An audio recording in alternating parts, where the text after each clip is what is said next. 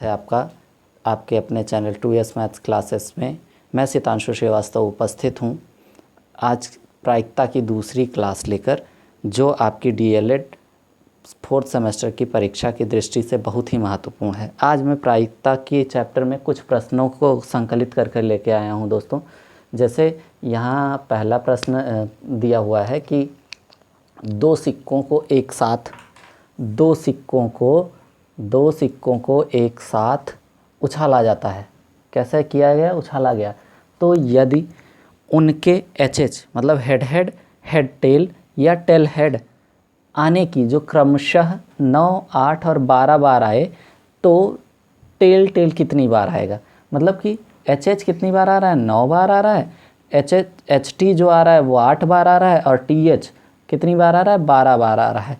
तो TT कितनी बार आएगा? तो हम संभावना व्यक्त करते हैं। सबसे पहले सिक्का कितनी बार उछाला जा रहा है?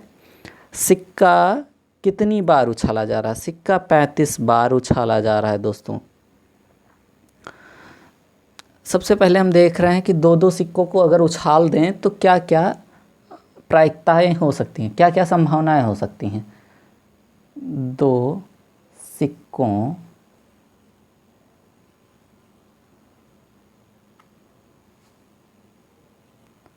को उछालने पर संभावनाएं,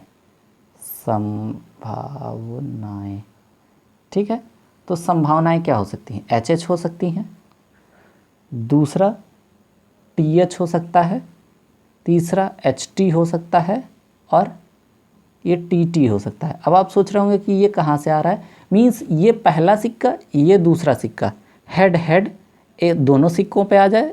पहले सिक्के पे हेड आए, दूसरे सिक्के पे टेल आए, पहले सिक्के पे हेड आए, दूसरे सिक्के पे टेल आए, पहले और दूसरे सिक्के पे दोनों पे टेल आए। मतलब कि दोनों में बदल के अगर आए तो हमारी कितनी संभावनाएं बन सकती हैं दोस्तों? 4 संभावनाएं बन सकती हैं। अब सिक्कों को कितनी बार उछाला गया है? सिक्कों को उछाला गया बराबर उछाला गया बराबर कितनी बार? 35 बार उछाला गया है, जैसे कि यहाँ गिवन है। अब H को कितनी बार उछाला गया? HH को 9 बार। सिक्के तो उछाले गए 35 बार, HH कितनी बार रहा है? 9 बार, HT 8 बार, और TH 12 बार आ रहा है। तो अगर मैं कहूँ कि HH की प्रायिकता, HH आने की प्रायिकता,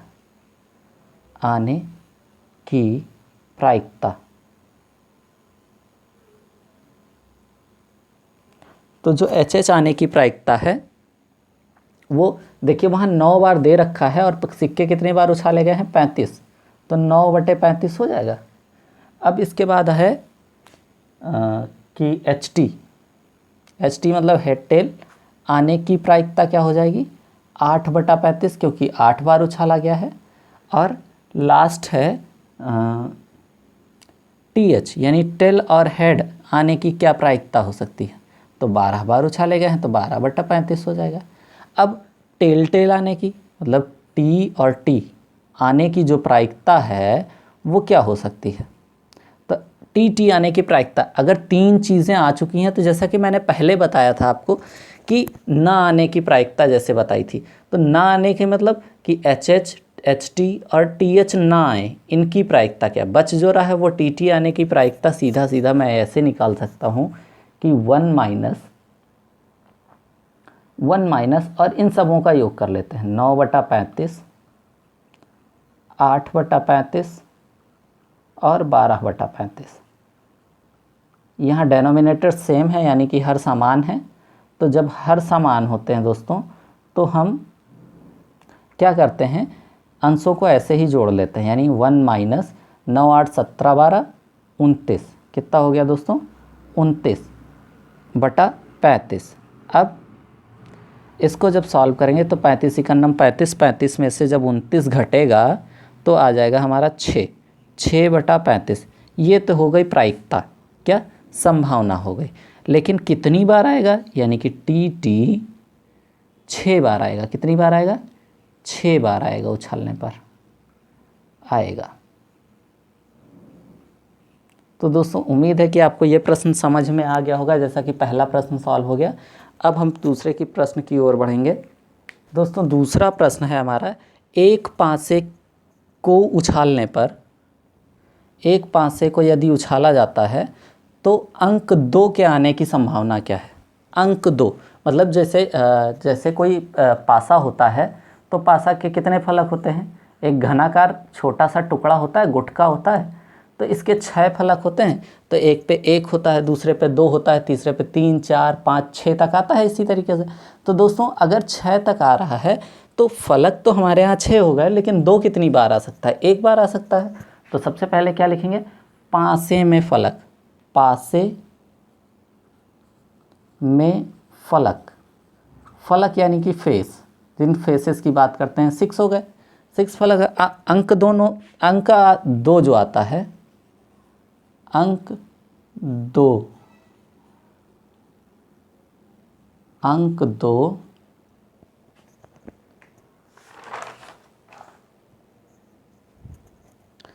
आने की अगर मैं संभावना बात करूं, आने की संभावना, क्या संभावना, तो 2 तो एक ही बार आएगा ना, अगर संभावना तो 1/6, 6 में से एक बार आएगा। ये हो गया दोस्तों आपके दूसरे प्रश्न का उत्तर। तो दूसरा प्रश्न भी सॉल्व होता है। अब दोस्तों तीसरा प्रश्न है, किसी पासे को उछालने पर 1, 3, 5 आने की संभावना ज्ञात कीजिए। तो आपको पता है कि 1 और 1, 3, 5, इस क्वेश्चन को हम 2 तरीके से कर सकते हैं। पहली प्रथम विधि मैं डाल दे रहा हूँ, प्रथम विधि।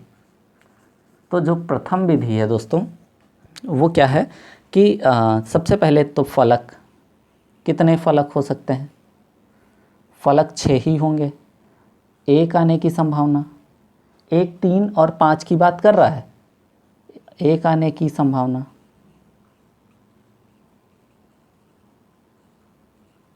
तो 1 कितनी बार आ रहा है, 1/6 बार। इसी तरीके से 3 आने की संभावना, वो भी 1/6, क्योंकि 3 भी एक ही बार होता है। 5 आने की संभावना, ये भी 1/6 ही बार हो जाएगा। अब 1, 3 और 5 सभी की आने की संभावना, 1, 3 और 5 आने की संभावना, जब तीनों को एक साथ आने की संभावना बात की जाएगी तो क्या हो जाएगा, तीनों को जोड़ लेते हैं, क्या 1/6 धन 1/6 धन 1/6। अब दोस्तों अगर इन तीनों को जोड़ूं तो हर बराबर हैं, तो 1, 1, 2, 2, 1, 3/6 हो जाएगा। 3/6, 3 एकम 3, 3 दूनी 6। इसको काटने के बाद हमारा आ गया 1/2। ये हो गई संभावना, 1, 3 और 5 को आने की संभावना हो गई। द्वितीय विधि। अब जो दूसरी विधि है उसकी मैं बात करूं तो फलक तो 6 ही रहेंगे ना। अब ध्यान से देखिएगा इस प्रश्न में क्या क्या दे रखा है, 1, 3, 5 तीनों विषम संख्याएं हैं। 1, 3, 5 कितने, 1, 3, 5 3 अंकों की बात कर ली और फलक कुल 6 होते हैं। तो विषम संख्या अगर 1 से 6 तक गिनती में आधे सम होते हैं और आधे विषम होते हैं। तो 1, 3 और 5 आने की संभावना, ये और आने की संभावना, तो 1, 3, 5 3 बार हो गए, 3/6, 3 एकन्नम 3, 3 दूनी 6, तो संभावना हमारी हो गई 1/2। अब प्रायिकता का दैनिक जीवन में क्या संबंध है उसके बारे में हम पढ़ेंगे। दोस्तों जैसे यहाँ दिया है कि एक बैग में कुछ रंगीन गेंदें रखें, 20 रंगीन गेंदें रखी हैं। तो मैं यहाँ सबसे पहले लिख रहा हूँ कुल गेंदें, तो वो है गई 20। कितनी हो गई, 20 हो गई। कुल गेंदें 20 हैं, जिसमें से 8 लाल गेंदें हैं, 10 नीली गेंदें हैं, 3 हरी गेंदें हैं और 2 सफ़ेद गेंदें हैं।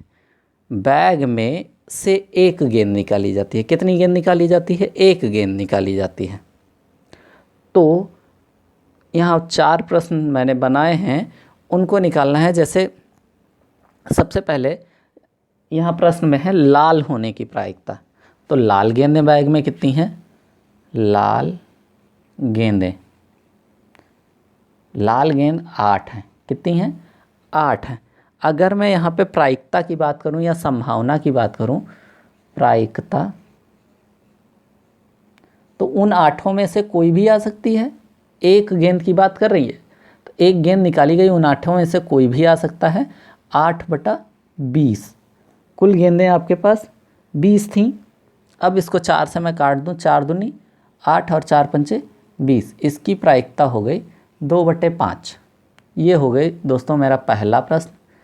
अगर इसी में देखें हम, दूसरा प्रश्न क्या है? नीली गेंद होने की प्रायिकता। यहाँ से नीली गेंद की प्रायिकता, तो नीली गेंदें कितनी हैं? नीली गेंद, प्रश्न में मैं फिर से देखूंगा कि नीली गेंदें कितनी हैं। नीली गेंदें 10 हैं। कितनी हैं? 10 हैं। और अगर मैं इसको इरेज कर दूं यहाँ से फर्स्ट वाला, तो अब आपको प्रॉपर दिख रहा होगा कि कुल गेंदें 20 हैं, नीली गेंदें 10 हो गई। तो जो प्रायिकता होगी, प्रायिकता, तो प्रायिकता क्या हो जाएगी? 10/20, यानी कि 10 × 9 10, 10 दूनी 20, 1/2 प्रायिकता हो जाएगी 1/2। इसी तरीके से अब तीसरा प्रश्न है हरी होने की प्रायिकता। तो हरी गेंदें कितनी हैं? 3 हैं। तो यहाँ मैं नोट करूँगा हरी गेंदें, हरी गेंद कितनी हैं? 3। तो प्रायिकता क्या हो जाएगी? प्रायिकता हो जाएगी 3/20। ठीक है। अब हरी गेंद के बाद आ रहा है गेंद नीली ना होने की संभावना। ध्यान से सुनिएगा दोस्तों, गेंद के नीली ना होने की संभावना। तो अभी तक हम क्या ज्ञात कर रहे थे? नीली गेंद होने की संभावना। तो सबसे पहले लिखें नीली गेंद। अभी तक जितनी भी गेंदें हो रही थी, निकल रही थी, उनकी संभावना ज्ञात कर रहे थे। तो नीली गेंद 10 है। तो अब प्रायिकता, नीली गेंद होने की प्रायिकता, नीली गेंद होने की प्रायिकता, होने की प्रायिकता, तो दोस्तों हो जाएगा 10/20। ये कटेगा 10 × 9 10, 10 दूनी 20, मतलब 1/2 हो जाएगा। ये तो गेंद होने की प्रायिकता हो गई। लेकिन प्रश्न आपसे पूछ रहा है नीली गेंद ना होने की प्रायिकता। किसकी? ना होने की प्रायिकता।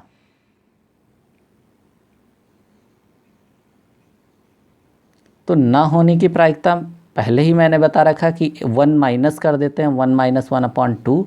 अगर करेंगे तो क्या हो जाएगा? 2 × 1 = 2 - 1, यानी कि 2 × 9 2, 2 में से 1 घटा 1/2। इसकी भी प्रायिकता 1/2 ही होगी। कितनी होगी दोस्तों? 1/2 होगी। अगर हम ऐसे ही दिमाग लगाएं, कैसे? आपने कह दिया कि 1/2 होगी। गेंदें 10 हैं हमारे पास, नीली गेंद को हटा दिया जाए तो बच कितनी रही हैं? जो नीली नहीं होंगी वो 10 ही तो बचेंगी। तो 10/20 होगा, तब भी तो हमारा 1/2 ही है। दोस्तों लीप ईयर में 53 रविवार होने की प्रायिकता ज्ञात कीजिए। लीप ईयर में 53 रविवार होने की प्रायिकता ज्ञात कीजिए। दिनों की संख्या, लीप ईयर या लीप वर्ष में दिन, तो लीप वर्ष में दिन कितने होते हैं? 366 होते हैं। अब मैं सप्ताह की बात करूं, सप्ताह में दिन, एक सप्ताह में दिन, तो वो कितने होते हैं? 7 होते हैं। और लीप ईयर में शेष दिनों की संख्या, अब हम क्या निकालेंगे? शेष दिन, यानी कि इससे इसको भाग दें तो शेष क्या बचेगा? लीप ईयर मतलब लीप वर्ष में शेष दिनों की संख्या, शेष दिनों की संख्या, यानी कि जो सप्ताह बनने से रह गए, 7 बनने से रह गए दिनों की संख्या, क्योंकि 52 ही सप्ताह होते हैं दोस्तों। कितने सप्ताह होते हैं? 52 सप्ताह होते हैं। तो 53वां रविवार पड़ेगा जो, वो किसी 52 सप्ताह के बाद वाले दिन में पड़ेगा ना। तो अगर मैं इसको काटूं तो देखो 7 पचे 35 कट जा रहा है, या मैं भाग दिखा दे रहा हूँ। 366, 7 से भाग दूं तो 7 पचे 35, 1 बच गया 16 हो गया, 7 दूनी 14 हो गया। अब यहाँ 2 शेष बच जा रहा है। क्या बच जा रहा है? 2।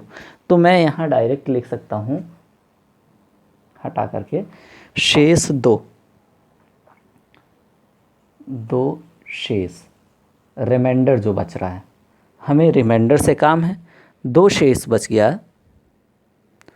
अब तो प्रायिकता क्या हो जाएगी?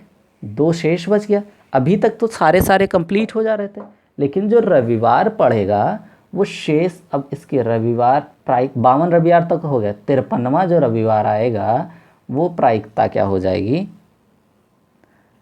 2 जो शेष बचा, इन्हीं 2 दिन में से एक रविवार पड़ेगा, और साप्ताहिक 7 का होता है, तो ये प्रायिकता हो गई 2/7 की।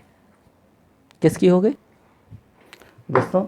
यदि कोई वर्ष लीप वर्ष नहीं है, अभी तक लीप वर्ष था, अब लीप वर्ष अगर नहीं है तो रविवार 53 रविवार होने की प्रायिकता क्या होगी? तो सामान्य वर्ष में, सामान्य वर्ष में दिनों की संख्या, दिन बराबर कितने हो जाएंगे? 365 हो जाएंगे। और सप्ताह में दिन, सप्ताह में दिन, सप्ताह में जो दिन होंगे वो 7 हो जाएंगे। ठीक है। अब शेष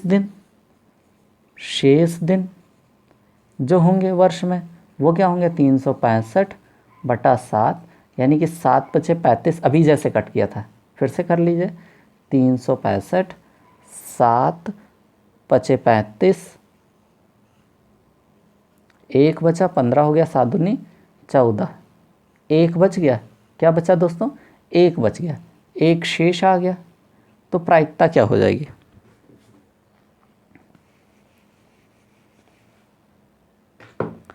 तो प्रायिकता क्या हो जाएगी? अगर मैं प्रायिकता की बात करूं तो प्रायिकता हो जाएगी 1/7। तो प्रायिकता दोस्तों, ये चैप्टर यहीं समाप्त होता है करूँगा। तो अगर आपको यह वीडियो अच्छी लगी है तो प्लीज़ लाइक, सब्सक्राइब एवं शेयर। धन्यवाद।